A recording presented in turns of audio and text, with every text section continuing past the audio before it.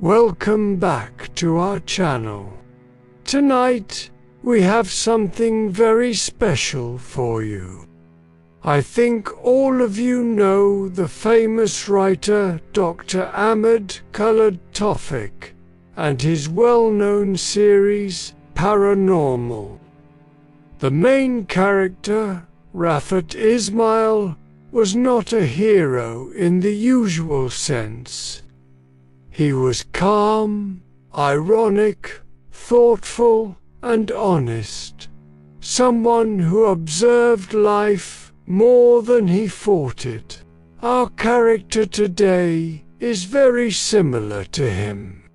He has almost the same features, the same quiet voice, the same deep eyes that look tired but wise. He is a grandfather, and tonight he is sitting with his 4 grandchildren in the living room, near the fireplace, ready to tell them a true story from his youth. The grandfather sits in his old armchair. The fire is gentle, not loud, just warm enough to push the cold away. The children sit on the carpet, close to each other. They know this look on their grandfather's face. It is the look that means a story is coming, not a story from books, but a story from life. The grandfather clears his throat and begins. When I was your age, he says, I spent 1 full week alone in the forest.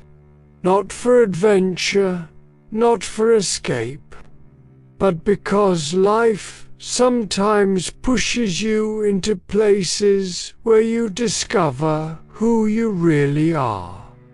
The children lean closer. The forest was quiet, too quiet, he continues. The kind of silence that makes you hear yourself thinking. Day 1. He walked along the forest path for hours, observing the way the sunlight moved through the leaves, how the birds called to each other, and the tiny insects that crossed his path.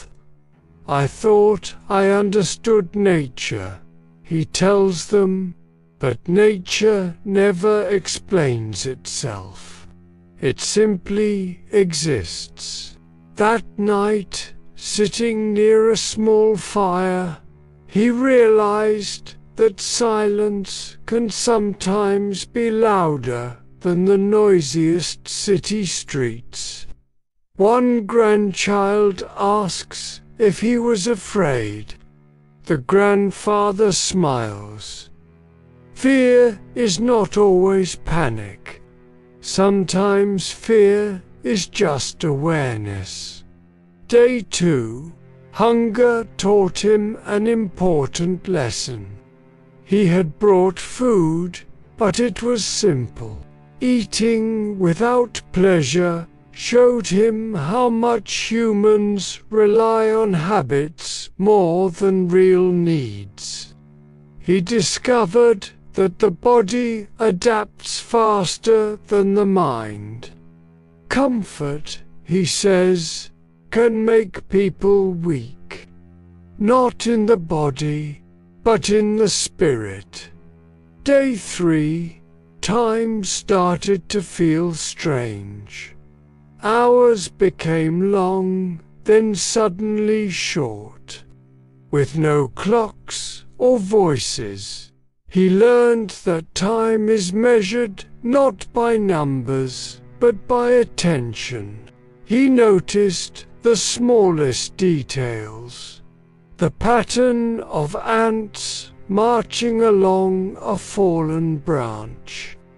The rhythm of his own breathing and the sound of leaves rustling in the wind. The forest taught him patience more than facts. Day 4. Memories became loud. Alone in the quiet, he remembered mistakes, small regrets, and questions he had never answered. He admits to the children that he argued with his past that day.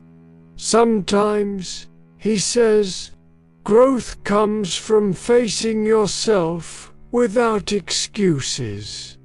Day 5. A sense of acceptance arrived quietly. He stopped trying to control the experience and allowed it to shape him. He discovered that humans are guests in nature, not owners. This idea, he tells them, has stayed with me my whole life. Day 6. He felt lighter. Less noise inside his head, less urgency. He understood that society teaches speed, but wisdom grows slowly. He played with the shadows, observed how clouds moved, and even tried making small sketches of the forest floor with a stick in the dirt. The forest did not make him stronger. It made him clearer. Day 7. The final day brought reflection. He did not feel joy nor sadness, only awareness. He walked out of the forest carrying the lessons he had learned. Strength is quiet, courage is subtle, and understanding requires no applause. The grandchildren remain silent, absorbing every word. The grandfather looks at them and says, "One day, life will take each of you into your own forests, not literal forests, but moments of solitude, doubt, and silence. Do not fear them, for they will shape your mind and heart far more than success ever will." He pauses, then finishes. Stories are not made to impress, but to remind. Remember this: honesty in a story is often more powerful than excitement. Sometimes the truth itself is the adventure. And so, our story comes to an end, but its lessons remain with us. Life, like the forest our grandfather walked through, is full of quiet moments, of reflection, and of understanding that grows slowly, almost unnoticed. Courage does not roar, wisdom does not demand applause, and truth often speaks in whispers. Thank you, dear viewers, for joining us tonight and listening with your hearts. If this story touched you, inspired you, or made you think, show your support by liking this video, subscribing to our channel, and sharing your thoughts in the comments below. Tell us about your own adventures. If you had a chance to go on an adventure like this, what would you do?